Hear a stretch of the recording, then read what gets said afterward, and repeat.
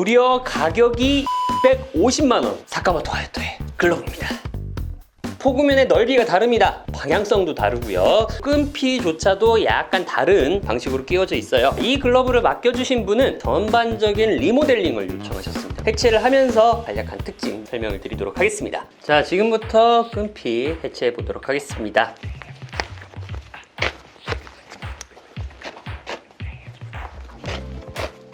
손가락 끈피는 부드럽게 잘 풀리는 것 같습니다. 큰 문제는 없어 보이고요.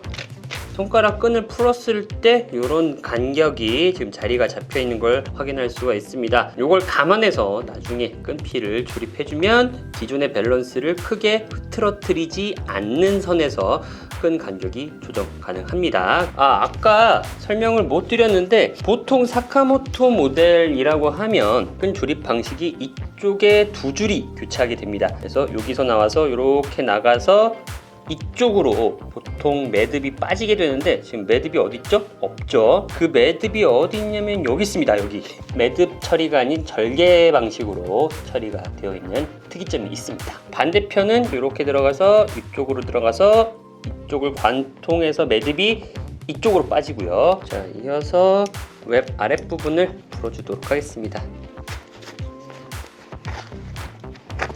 지금은 싱글 X 방식으로 처리가 되어 있는데 이렇게 간격이 넓은 경우에는 트리플 X 방식이 더 잘 어울릴 것 같다라는 생각도 듭니다. 그거는 이따가 본체의 길이를 수정한 다음에 한번 검토를 해보겠습니다. 트리플 X로 바꾸게 되면 오리지널리티, 그러니까 이 글러브가 가지고 있는 오리지널리티를 해치게 되는 거니까 고민이 좀 됩니다. 그리고 아까 말씀드렸던 웹을 관통해서 이어주는 끈피도 풀어줬고요. 위쪽으로 쭉 빼서 여기를 당기면 끈이 싹 하고 빠지는 걸 볼 수 있겠고요. 이렇게 했을 때 단점이 있습니다. 간격 조정하기가 좀 애매하다는 점인데요. 오래 쓰다 보면 이제 간격이 늘어나게 되잖아요. 그럼 간격을 조정을 해줘야 되는데 이거를 조정할 때 조금 귀찮습니다. 네, 그런 단점이 있습니다. 요거를 쏙 뽑아주면 이렇게 절개된 모습 다시 한번 보여드리면 이렇게 나와 있고요.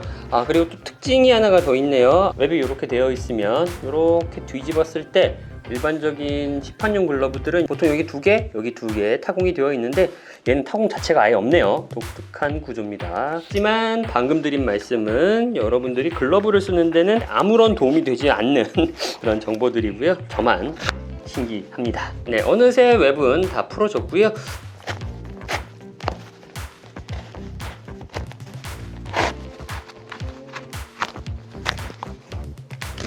일단 엄지손가락과 새끼손가락의 끈피를 풀어준 상태고요. 그리고 손등 쪽 끈피도 풀어줬습니다. 제가 4프로는 거의 100점 이상 작업을 해봤던 것 같은데 일본 선수 실사용은 거의 손에 꼽을 정도라서 어떤 형태로 되어 있을지 상당히 궁금합니다. 저는 개인적으로는 이렇게 미즈노에서도 메인으로 밀 정도의 네임밸류를 가진 일본 프로야구 선수용 글러브는 다른 기타 등등 일본 선수들이나 아니면 국내 선수들 지금용 글러브와는 조금 다른 밸런스를 가지고 있다고 저는 생각을 하는데요. 실제로 이치로 선수 지금용 글러브를 봐도 여러 가지가 좀 다릅니다. 끈피 결합 상태라든지 심지어 웹끈 끼는 방식조차도 차이가 있더라고요. 엄지 펠트 부분이 드러났는데요. 이쪽 손바닥 쪽 위쪽 판은 울 소재가 좀 함유가 된 펠트가 들어가 있는 것으로 보이고요. 이쪽은 딱딱한 걸로 봐서는 합성 폴리가 들어가지 않았나 생각이 듭니다. 그리고 두께감도 살짝 차이가 있네요. 이쪽은 한 2mm 정도 보이고 여기는 한 3mm 정도로 보입니다. 네, 눈대중이에요. 재본 건 아닙니다. 포구면 가죽 쪽에 있는 펠트는 조금 두껍지만 부드러운 펠트가 들어갔고요. 그리고 이쪽 내피 쪽에 닿는 펠트는 얇지만 단단한 소재가 사용이 되었습니다.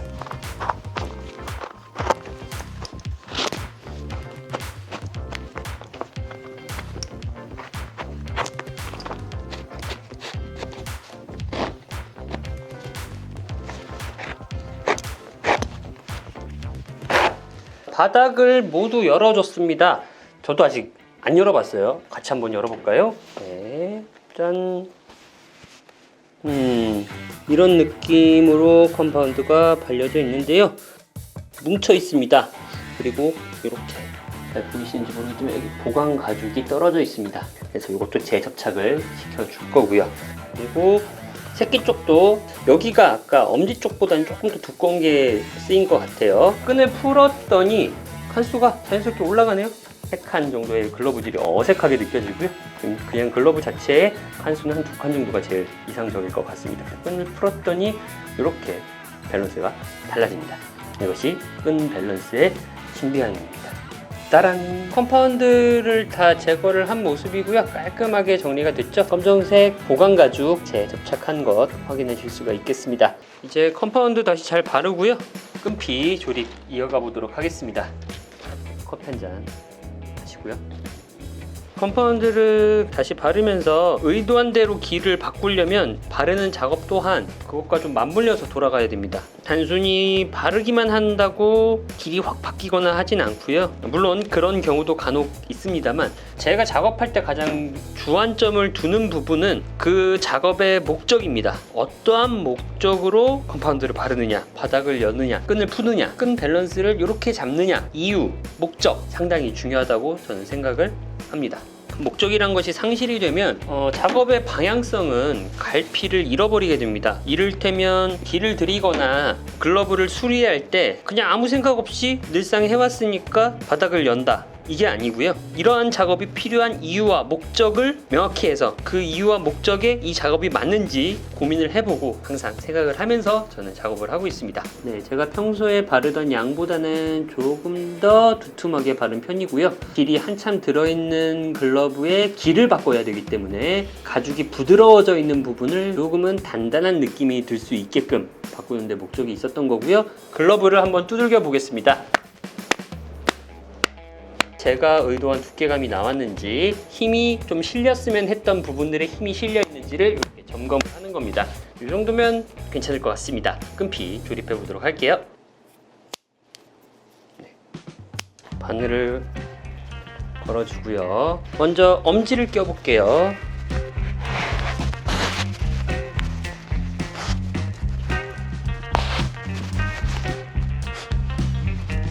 이렇게 엄지, 손가락 끈피를 결합해 줬습니다. 새끼손가락, 네, 이렇게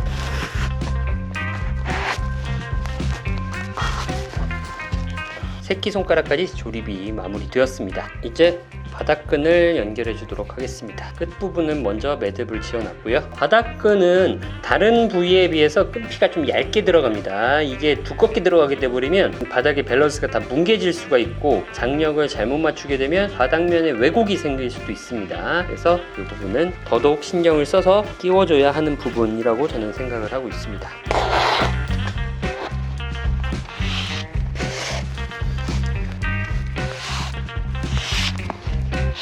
우리가 알고 있던 사카모토 글러브와 비교했을 때 이 지금용 모델은 여기가 4칸이고 기존은 3칸이라고 설명을 드렸잖아요. 근데 대략적인 길이는 거의 비슷하더라고요. 그 말은 뭐냐면 그만큼 여기 끈이 촘촘하게 들어간다는 뜻입니다. 그만큼 여기가 딱딱해지기 쉽다라는 거죠. 왜냐면 새 끈피니까. 그래서 여기에 장력을, 텐션을 잘 조정해 주는 것이 중요할 것으로 보입니다.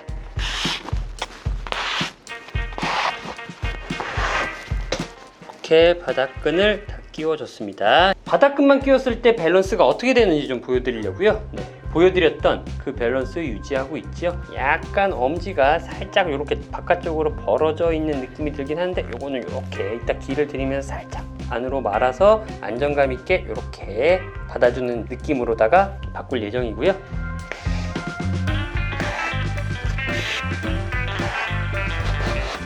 순식간에 끼웠죠. 제방끈은 살짝 여분의 공간을 준 상태에서 조립을 했습니다. 나중에 여기 바인딩 끈피를 연결하고 난 다음에 얘는 다시 자리를 잡아줄 예정입니다.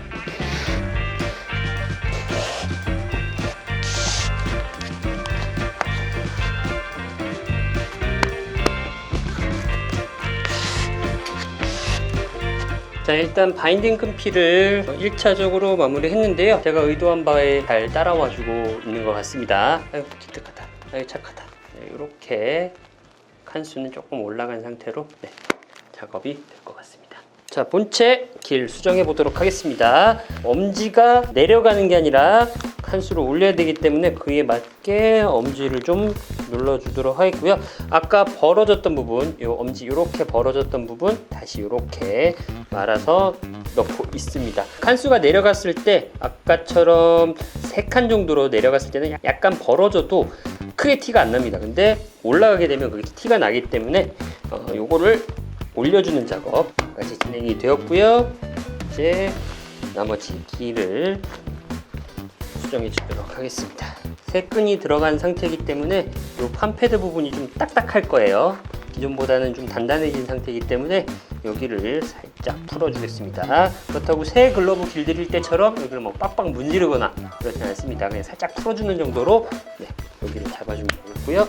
전체적으로 균형감 있게 어디 한 군데만 집중적으로 만지게 되면 거기만 부드러워지게 됩니다. 그래서 전체적으로 조금씩 만져가면서 밸런스를 잡아주는 게 이런 사용감이 있는 글러브를 만지는 데 있어서 가장 중요한 포인트라고 저는 생각을 합니다.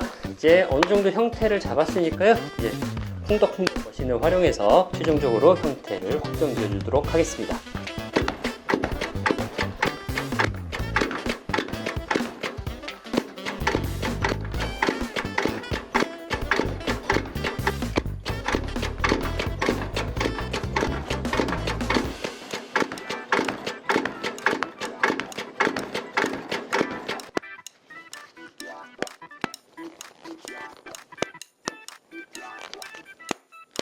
최종적으로 수정된 형태입니다. 이렇게 작업은 잘 마무리가 되었고요. 칸수 올려서 쓸 수 있게 좀 더 편안하게 쓸 수 있게, 그리고 검지의 각도를 보시면 이렇게 자리를 잡은 모습을 보실 수가 있겠습니다. 검지가 아까는 이렇게 조금 서 있는 느낌이었는데 그걸 조금 더 눌러서 바뀐 길로 공을 잡는데 아주 용이할 수 있게 이렇게 수정이 된 모습이라고 보시면 되겠습니다. 자, 이제 끈피 조립 마무리하고 최종 모습 보여드리도록 하겠습니다. 아까와 동일한 방식으로 이 글러브에 애초에 끼워져 있었던 방식으로 똑같이 조립을 해볼 겁니다. 그리고 이 끈피 같은 경우는 본체를 끼운 끈피보다는 약 0.5mm 정도 더 두꺼운 끈피입니다. 폭이 더 두껍죠. 그래야 타구를 견딜 수 있기 때문에 웹 쪽은 조금 더 두꺼운 끈피를 저희는 사용하고 있습니다.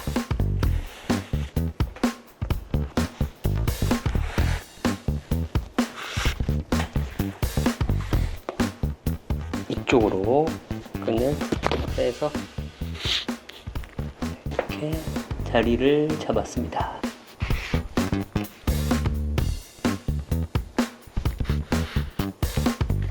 끈피가 쭉 타고 들어와서 이쪽에서 끈이 마무리가 되었습니다.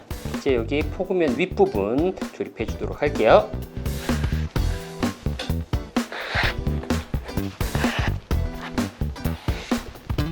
자, 아까 여기 트리플 X를 고민한다고 말씀을 드렸는데 원본 글러브를 존중하는 의미에서 싱글 X로 그냥 가도록 하겠습니다.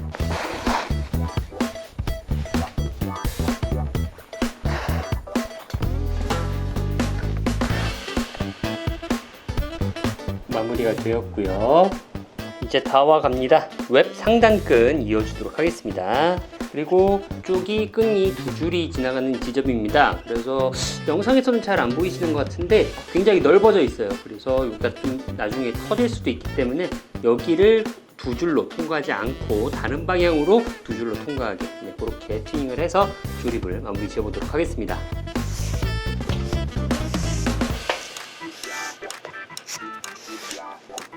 그리고 반대편 지점, 이 지점도 두 줄이 통과하는 지점인데 반대쪽으로 돌려서 여기가 더 이상 넓어지거나 벌어지지 않도록 그런 방식으로 끼워 보도록 하겠습니다.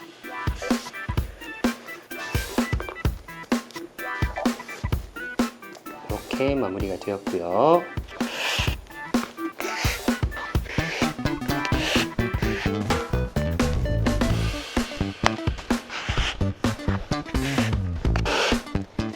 이렇게 끈피는 마무리가 되었습니다. 본체 길이 바뀌었기 때문에 바뀐 본체 길에 맞춰서 손가락 간격이라든지 웹쪽 간격들 수정을 해줬습니다. 매듭을 지어주고요.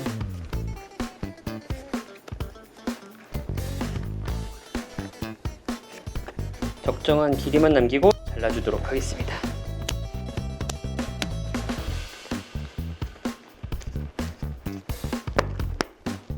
자, 이렇게 작업은 잘 마무리가 되었습니다. 포켓, 손바닥, 웹끝 어느 곳으로 공이 들어오더라도 잘 감기는 모습 보실 수 있겠습니다.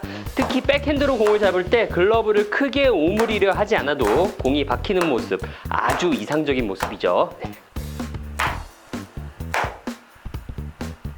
그 글러브 맨 처음에 제가 그 중고 매물로 샀었을 때 각이 조금 원래 제가 사용하던 그런 각이 아니라서 좀 어색하기도 하고 네. 조금 약간 이질감이 좀 들었었는데 네. 실장님한테 맡기고 받고 나서 확실히 이제 각 자체가 조금 더 공이 좀 잘 들어오고 잡히는 것도 훨씬 더 잘 잡히고 탄탄해졌다고 해야 되나? 그 전에는 그러니까 흐물거리진 않았는데 말랑거리는 느낌이라서 약간 힘이 없는 느낌이었는데 실장님한테 맡기고 끈갈이 하면서 이제 보정 받으니까 각이 확실히 좀 탄탄해졌어요. 공이 딱 박혀도 빠지는 그런 느낌이 없고 그다음에 수비할 때도 공이 딱 그냥 와서 들어와요. 캐치볼 하거나 수비할 때 하면은 그냥 공 갖다 대면은 그냥 들어와요 바로. 그래서 너무 괜찮아요. 너무 괜찮아서 네네. 네, 진짜 새로운 글러브를 받은 느낌이라 해야 되나? 지금까지 MVPJ였고요. 구독과 좋아요 부탁드립니다. 고맙습니다.